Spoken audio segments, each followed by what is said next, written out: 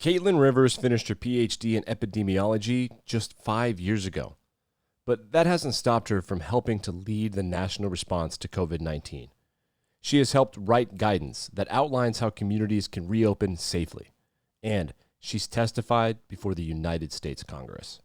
But even as we've seen COVID infect world leaders, batter the global economy, and force us into isolation, Dr. Rivers shows us there's reason for optimism.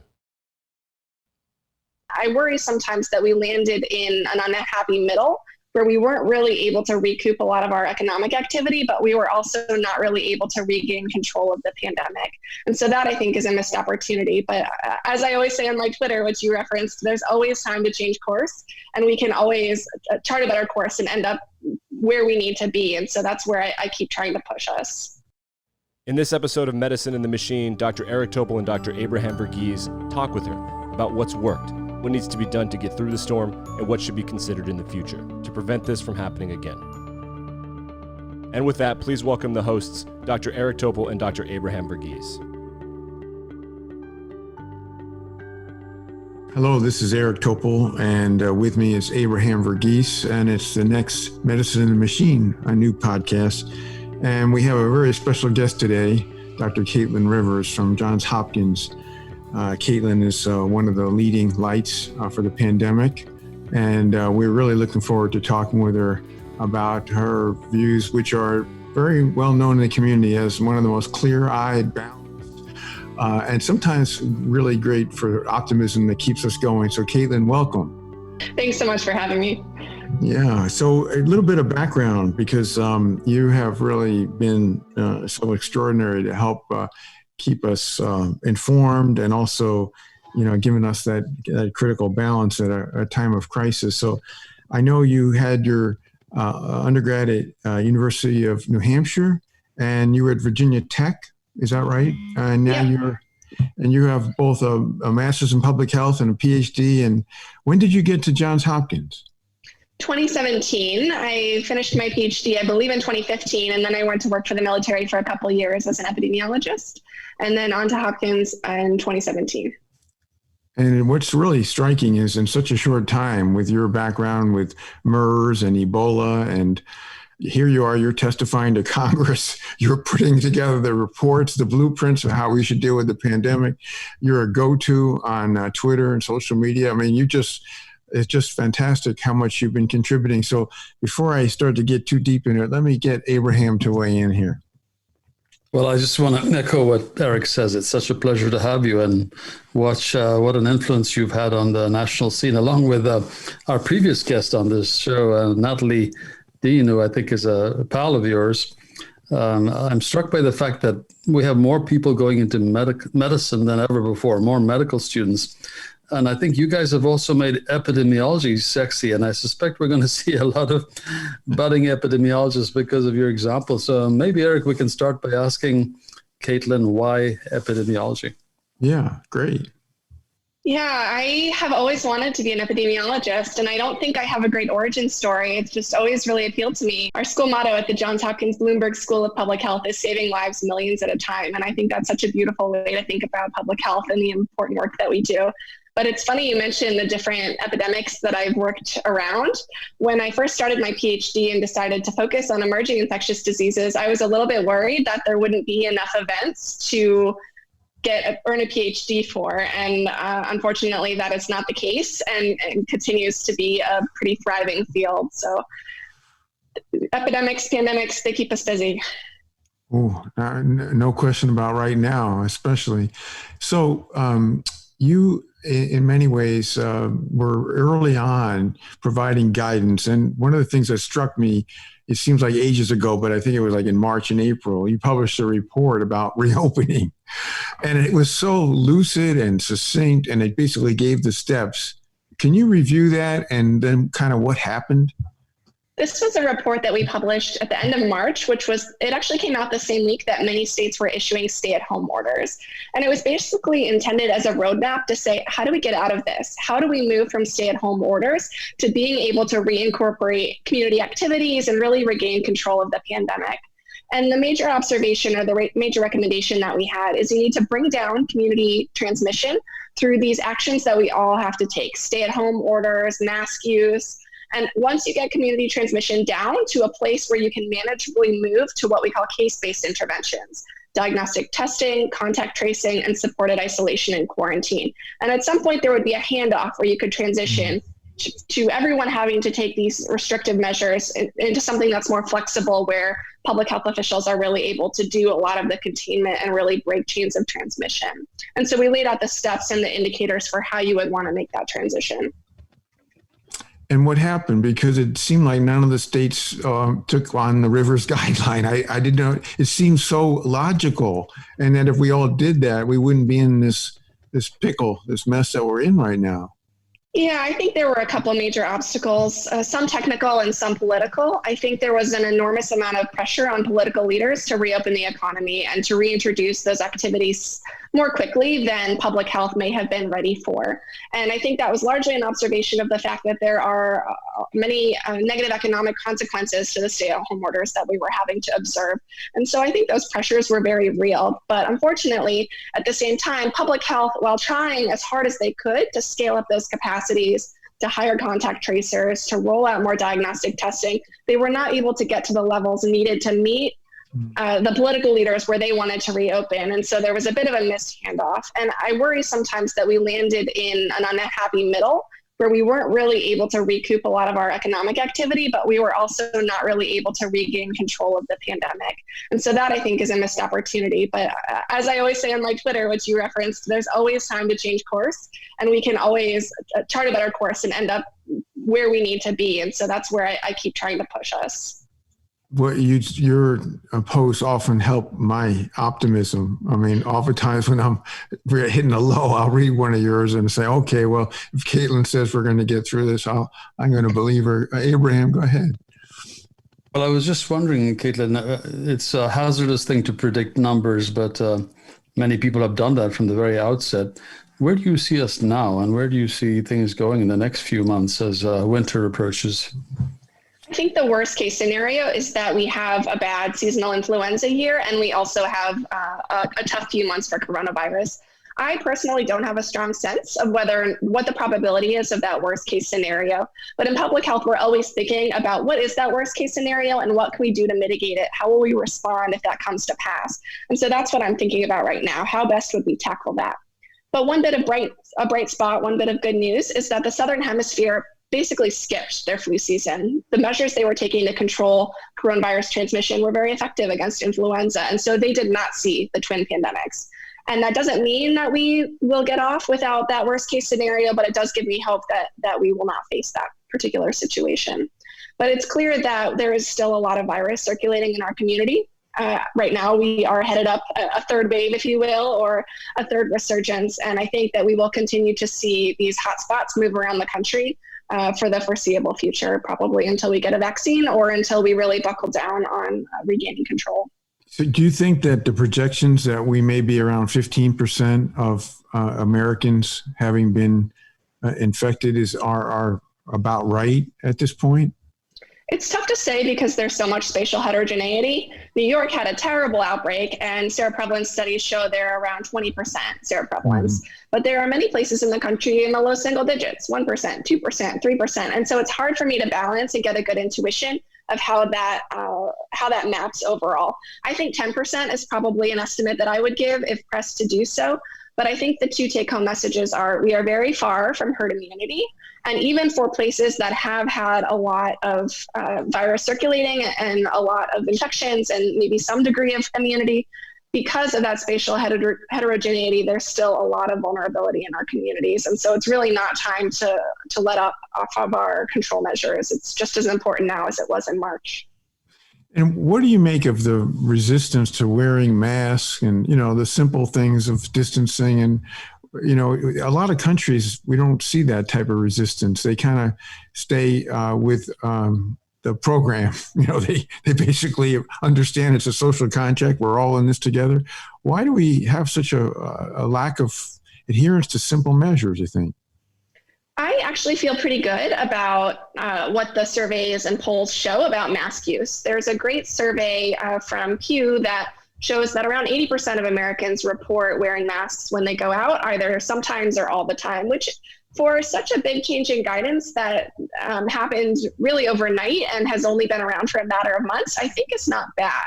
But nonetheless, I do think it's true that there is some resistance or some difficulty incorporating these recommendations into people's lives. And I would pin that down to a gap in communications, not exclusively, but I think that would be the area that I would press on if I had an opportunity to kind of change the way that we think about it. It would be changing the way that we message these things. I think hearing more consistent messaging about how to implement these measures, why they're important, when you don't need them, to give people a little bit of flexibility, I think is good, teaching people how to think about it. And then I think it would also be good to see more engagement with trusted local leaders, engaging people who already have a lot of trust and a lot of communications with their community, kind of bringing them into the message and helping them, using them to help the community understand these important ideas. Yeah, I really like that, because that's always been a fundamental tenet of public health, is to begin in the community. Can I go back to the antibody story for a second, Eric, if I may? There are people out there who say that the figures of 10% or whatever percentage we pick are inaccurate because they don't reflect the capacity of people who don't have antibodies but may have been exposed to boost their T cell response. So you think there's some credence to that? Are we vastly underestimating how many people are truly antibody positive, or rather resistant?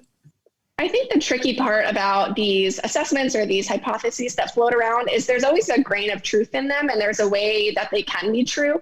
But my interpretation is that people are making too much of that. I think it is true that we may see the effects of herd immunity at lower than 60%, which is the rule of thumb estimate that epidemiologists give for a virus that is as transmissible as this one. We'll see herd immunity around 60%. You hear people hypothesize that maybe the herd immunity threshold is lower than that. It could be. And we also hear, as you said, that some people hypothesize that T cell immunity might be weighing in, and maybe because of that, herd immunity threshold is not at 60% as measured by serology. But I think that my take-home message is that we are still nowhere near herd immunity, and that our communities are still very vulnerable, apply even with those maybes. I think what we're seeing in Spain is a good case study of the reason that we still need to be vigilant. Spain had a very severe outbreak in the spring, which they effectively controlled, and they had a quiet summer. And about Spain, people hypothesized that maybe they had reached some sort of herd immunity. When serosurveys showed that Spain was only in the 2% range for seropositivity, people said maybe it's T cell immunity, but they are now having a very severe resurgence, by some measures even worse than the spring. And I think that if we are not cautious, that could be an outcome that we would see and want very much to avoid. No question. I think it's safe to say. Yeah. I think it's safe to say that even though people may have very low antibody levels, theoretically, perhaps they can then boost their T cell response and generate a good antibody level. But it must be kind of rare for people to have no detectable antibody and for us to speculate that they somehow have T cell immunity. That's my take on the whole business. I think it's a bridge too far to say that we can rely on T cell immunity to really change our epidemic dynamics. I don't think we have evidence of that. I agree. Now, Johns Hopkins has become kind of a hub for the pandemic, not even just in the U.S., but worldwide. And so the Center for Systems Science and Engineering, that's like where everybody looks at it for their website. And then you're in the Center for Health Security. Can you tell us, how does your center work, and do you all work together? What is it like there? Because I did some of my training at Johns Hopkins, and I'm sure things are a lot different now than they were then. Yeah, we have so many amazing researchers and experts at Hopkins that it's really a privilege to be part of such an incredible community. The Johns Hopkins map that everyone knows, and when I say everyone, I mean it gets billions of clicks a day, is run by Lauren Gardner, who's in the Department of Systems Science and Civil Engineering, or I can't remember the exact name, but something like that. And she's been an absolute powerhouse we get the opportunity to collaborate, but we are part of different centers. I'm part of the Center for Health Security, as you mentioned, and we are a multidisciplinary group of faculty. We have specialists in infectious disease medicine, anthropology, epidemiology, all sorts of people with different backgrounds. And we have been around for over 20 years thinking about basically epidemics, pandemics, and deliberately occurring events. So we focus on these issues even during peacetime. And it's been a real privilege to be able to use our expertise to try to help the country and the world face this difficult time. One other little tidbit about us is we were founded by D.A. Henderson, who led the WHO's effort to eradicate smallpox. And we're very proud of that legacy and of the amazing work that he did for humanity. You, at one point, well, I think everybody should read the very succinct profile of you in Science in September 11th, which is just terrific. Well, I hope you were happy with it. I think it was so nice that your efforts have been highlighted. There are a couple of things I was going to ask you about that. One is Paul Farmer influenced you. Can you tell us about that? Yeah, it's funny how that little anecdote has stuck around. I think it's a couple places on the internet, but basically I read Mountains Beyond Mountains, which is a book I feel like every undergrad does read and should read about the work of Paul Farmer and Partners in Health, which is an organization that he co-founded. And they are champions for public health in underserved communities, particularly Haiti is where they got their start. And when I read the book, I was really inspired by his clarity of vision and tenacity to create the conditions for good health for people who otherwise would not necessarily have access to those basic rights. And so although I work on very different things than Dr. Farmer, I think that's really where I got some of my enthusiasm and ambition about what public health can achieve, kind of given the right energy and the right enthusiasm and the right dedicated people. You've made testing a very important part of your strategy in some of your papers. And where are we with that? And will the availability of more rapid tests, home tests, change some of the strategies that you've outlined? We had a late start with testing, and I think that was a big factor in our difficulties in the spring, which to some degree carry over to this day. But I do think we are entering a new chapter. There are now antigen tests that are fairly cheap, on the order of $1 to $5. They return results in around 15 minutes. And although there are not currently any antigen tests that can be run without healthcare providers, I think they're coming. I think it will be the case that within a couple months, we will be able to access these quick, easy antigen tests with a lot more ease and a lot more frequency, hopefully, than we have been able to do with PCR tests. And my hope is that we will be able to use these antigen tests to reopen high-risk settings in communities, notably for me, K-12 schools, which I think is a big priority for the country, really, because schools are so important to our communities and our families.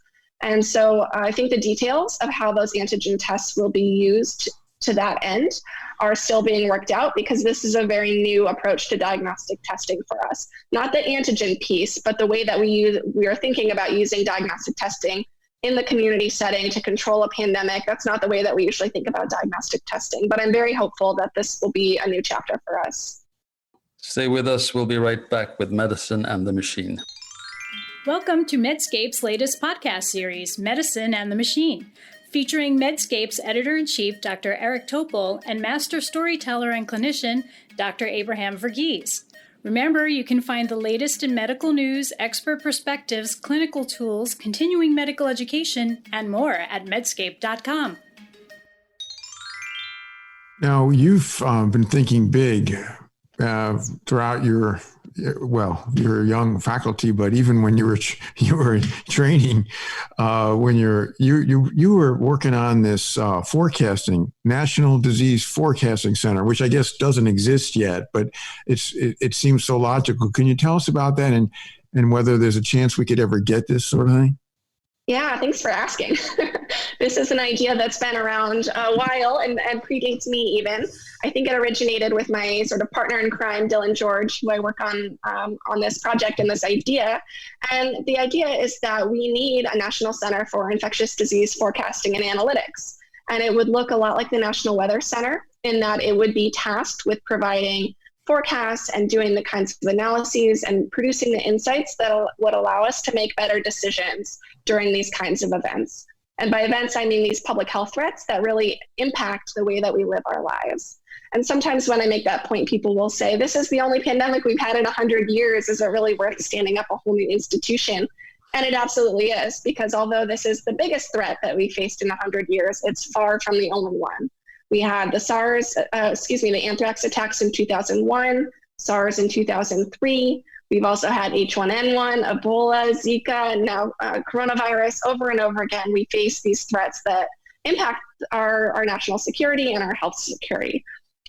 There are no other national capabilities that we rely on to make these huge decisions, trillion-dollar decisions, that we don't have solid funded national infrastructure for.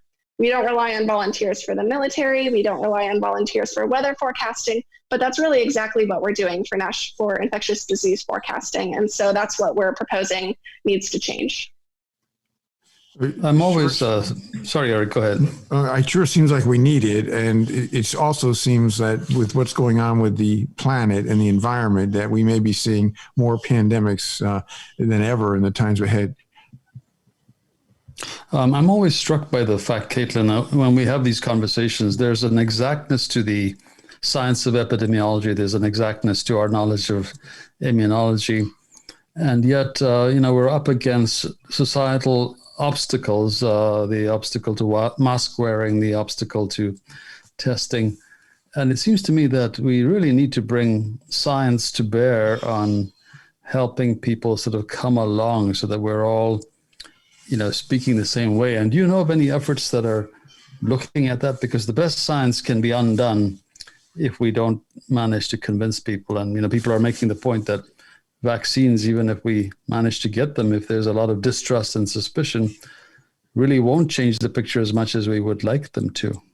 Absolutely. And this is a lesson that we learn over and over again. And I don't know that we have been as effective in the United States at incorporating it into our planning as some other places. Notably, in the 2014 Ebola outbreak, community engagement was an enormous part of getting control and really figuring out what the communities needed to, we use the word comply sometimes in public health, which I think is not a great fit, but basically what people need to be able to make changes to their lives and behaviors, and how we can support them in doing that, and how we can communicate in a way that really speaks to their concerns and that resonates.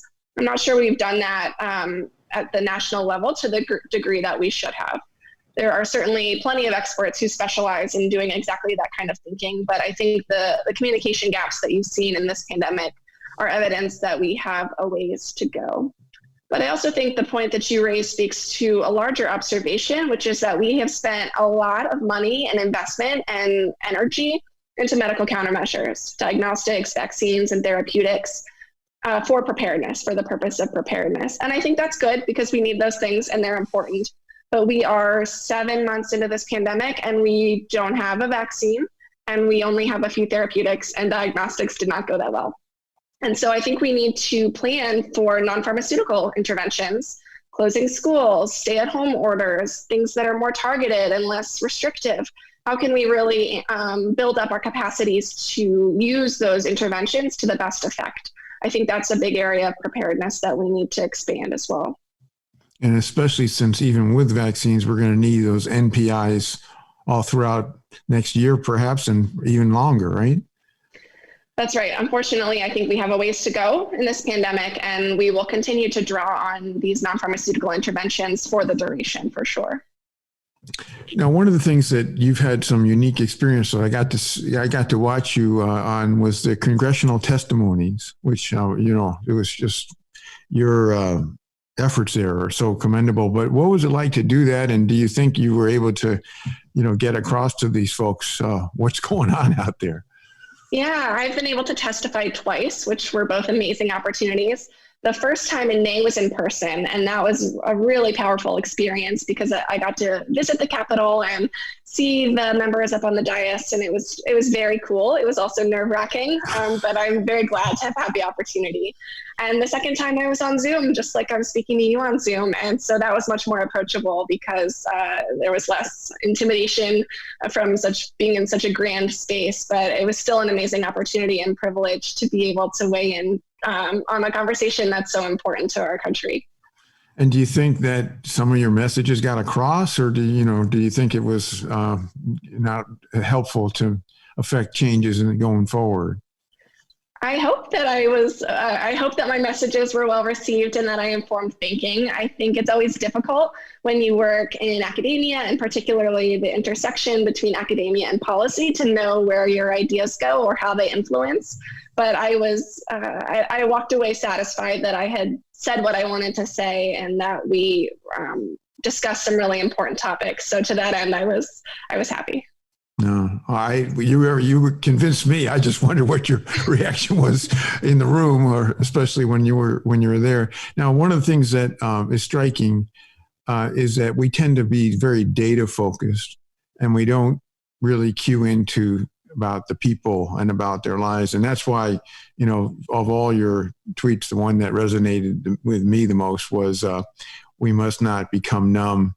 Those numbers represent people who were loved. And that's something that I think, you see the reports every day about how many people have died and how many cases, and it doesn't really get into the fact that these are people connected with families and loved ones and friends. And, that's what I think separates some of your message, because you have this humanist quality. It's a really important thing. I know, Abraham, you may want to weigh in here. Yeah, I wanted to follow up on that, and thank you for those kinds of sentiments that you express. I'm sure there's a question that many of our listeners are curious about. You're a young, rising faculty member in the center of the vortex, so to speak, and you have young children, I believe. And how exactly do you juggle all this, and how are you doing with the whole homeschooling and all the things that are on your plate? I don't know how I juggle it. It's day by day. I have 3 young children, including toddler twins, and they keep us busy. But I'm making do just like everyone else. And it's not easy, but on the other hand, we're home and we're safe. And so, we're squeaking by here.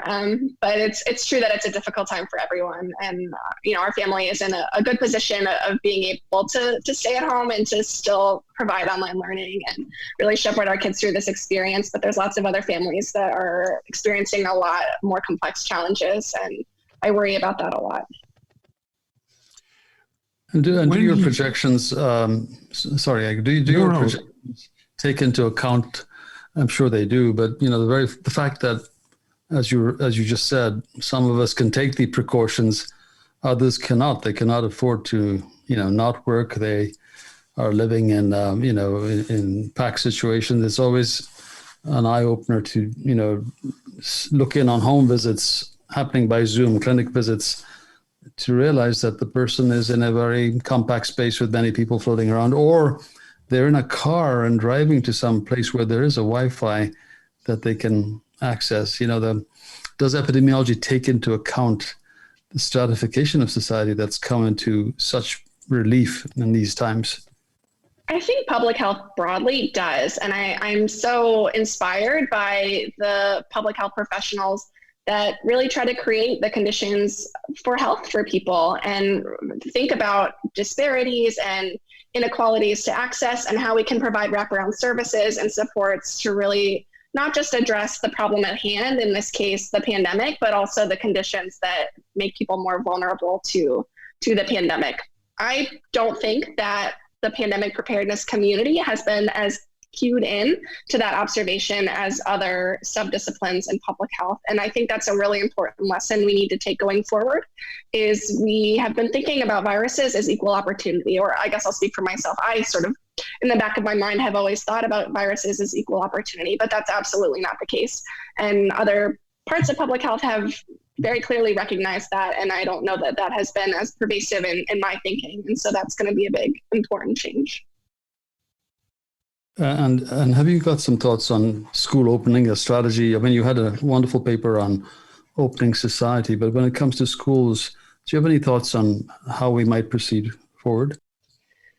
Yeah, this is always changing because the science around children, I think, has lagged a little bit relative to other areas of the coronavirus epidemiology. And the reason for that is schools were among the first institutions to close. And so we haven't been able to observe, for the better, I think it's good that we don't have this data. We haven't been able to observe all of the considerations around kids. But we know that schools are absolutely central to our communities. They're essential for learning. They're essential for providing services, particularly to vulnerable families. And they're essential for parents being able to work and earn money. And so reopening schools is absolutely a top priority for me. I think my kind of observations or recommendations right now, in taking into consideration the latest science, is that the burden of virus in the community is the number one consideration. Places that have a lot of virus circulating, it will be difficult to reopen safely without having tools like mass testing or other kind of major tools or interventions. So the burden of virus in the community, I think, is central.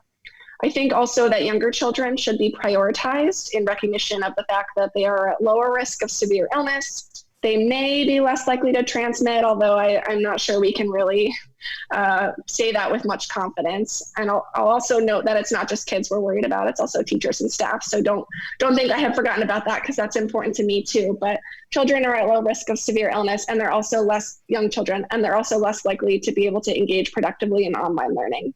So I would like to see younger children be able to return to school buildings first, and then incorporate the older children from there as community transmission comes down.